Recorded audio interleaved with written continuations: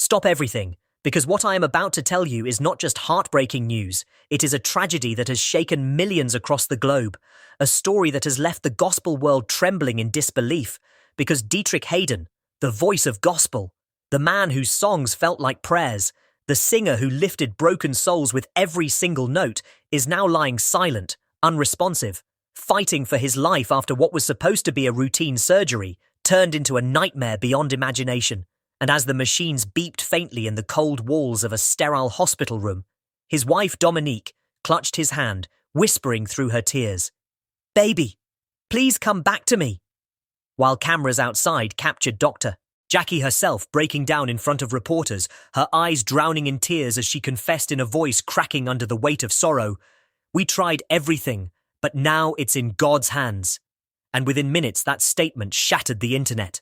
Clips of her sobbing, Dominique collapsing on the floor, and fans screaming outside the hospital sent shockwaves across Twitter, TikTok and Instagram.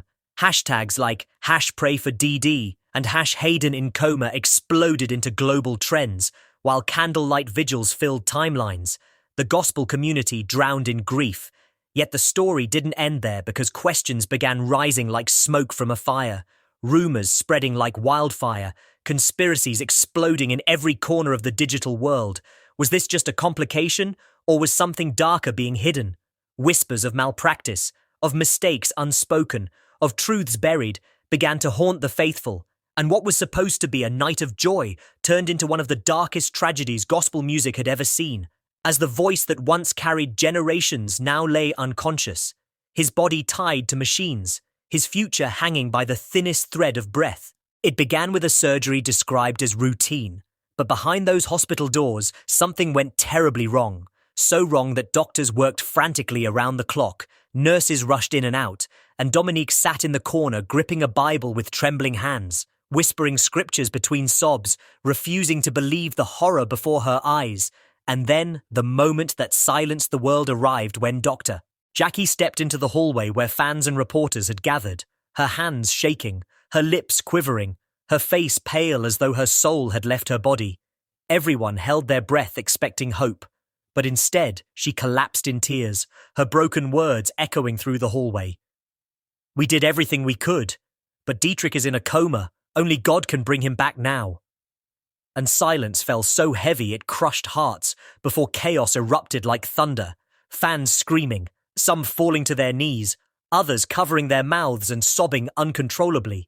Security unable to contain the grief storming the corridor, Dominique rushing out, screaming in agony, collapsing on the ground, pounding her fists into the floor, crying, "Not him, please God, not him," as nurses tried to lift her broken frame. And in mere minutes, the internet became an ocean of sorrow.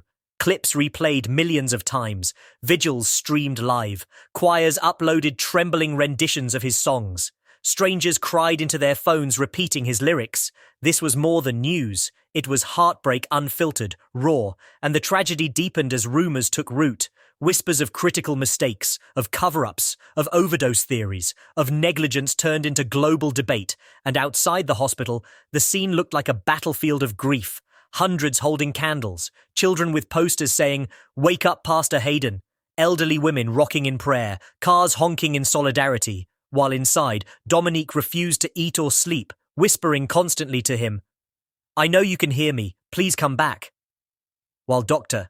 Jackie once again tried to face the media, but her trembling words, "He's still fighting, we're praying for a miracle," revealed a hopelessness that frightened the world, and social platforms became prayer chains. Live streams ran non-stop with strangers crying together. TikTok edits of his past performances flooded the feed with captions like, "The voice that saved me is silent." Churches dedicated entire services to his recovery. Pastors cried on camera, and yet beneath the avalanche of faith the doubt grew louder. Fans demanding answers, asking why Dr. Jackie looked so broken, so guilty, as if carrying truths she could not speak. And the silence from the hospital only sharpened suspicion, leaving the world frozen in collective agony. As the night bled into morning, thousands still surrounded the hospital, some wrapped in blankets, others clutching candles. Choirs singing his songs through tears so raw, even the music cracked under the weight of grief. And inside, Dominique reached her breaking point. refusing food, refusing to leave, clinging to his hand as though the silence after the alarms was deafening. For nearly 30 minutes, the world seemed to stop breathing. Outside the hospital, people clutched each other, sobbing, fainting, screaming God's name into the cold night air, convinced the worst had already happened. While inside, Dominique stormed barefoot out of the ICU, mascara smeared across her face, screaming so loud the walls trembled. "Don't take him from me! Please don't take him!" Collapsing onto the hospital floor, her cries recorded and uploaded within minutes, becoming the most heartbreaking viral clip of the year, replayed endlessly with captions like, "This is real love," and "I can't stop crying," the tragedy crossing the line from private agony to a global phenomenon. News anchors breaking down on live broadcasts, churches ringing their bells through the night, strangers in countries who never followed gospel lighting candles and chanting his name. But alongside the grief was fury, rage boiling across social media, demanding answers, leaks suggesting avoidable complications during recovery, fueling malpractice accusations, bloggers claiming sabotage, and at the storm's center was Dr.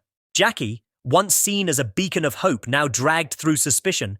Her breakdown clip dissected frame by frame, some saying it was guilt, petitions demanding truth gaining thousands by the hour, cruel memes branding her the doctor who silenced gospel's voice, until finally she reappeared trembling before cameras 2 days later, saying, "We are doing everything we can, but Dietrich's condition is critical. Please keep praying."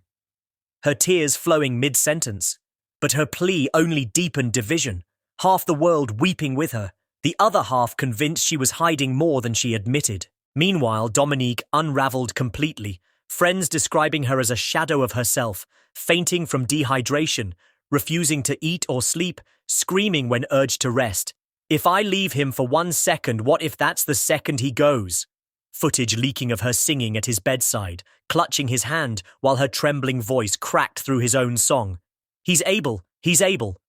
A duet so painful it was called the most heartbreaking performance in gospel history, shared across platforms with millions weeping as fans divided between hashtags #PrayForDietrich and #JusticeForDietrich, some storming heaven with prayers, others storming social media with accusations, churches organizing global prayer chains, thousands gathering in Times Square, singing his songs in unison as his face lit giant screens, celebrities kneeling in Los Angeles in public prayer, children crying, "Wake up, Pastor Hayden," on TikTok, reducing viewers to tears, the crisis no longer confined to a hospital but pulsing through the veins of the world itself.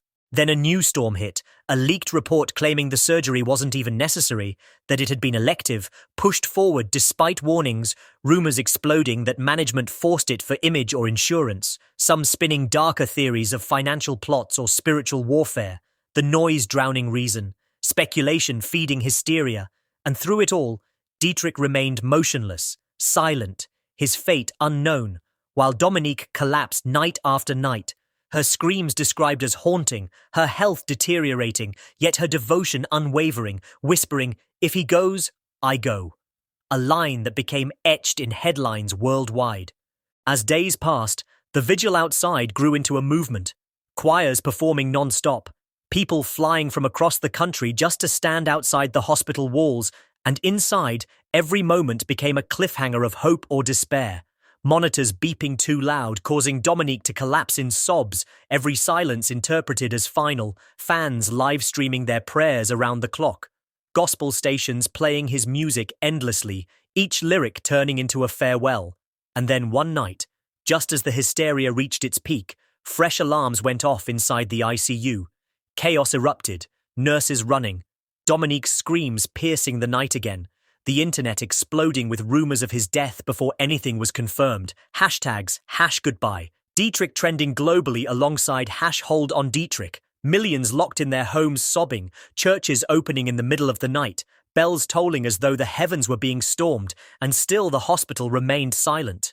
No word, no press release.